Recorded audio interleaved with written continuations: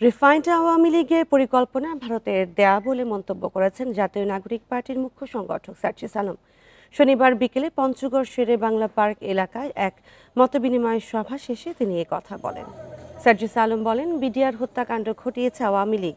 শাপলা চত্বরে নিরীহ আলেমদের ও ২৪ গণঅভ্যুত্থানে ছাত্র জনতা হত্যাকারী আওয়ামী লীগ এদেশে রাজনীতি করতে পারবে না। নির্বাচন প্রসঙ্গে তিনি আরও বলেন, জাতীয় পার্টিকে ধরে আওয়ামী লীগকে নির্বাচনে আনার চেষ্টার মাধ্যমে অনেকে দেশে গৃহযুদ্ধ বাঁধাতে চায়। তাই আওয়ামী লীগের মতো তাদেরও সকল কার্যক্রম নিষিদ্ধ করতে হবে।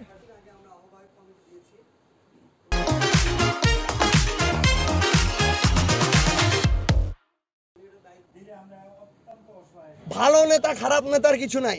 এই রিফাইন্ড আওয়ামী লীগের যে গল্প, এই আওয়ামী লীগের দোসর, আওয়ামী লীগের চামচা জাতীয় পার্টির কো চেয়ারম্যান দিতেছে। এই রিফাইন্ড আওয়ামী লীগের আইডিয়া হইতেছে ভারতের দেয়া আইডিয়া।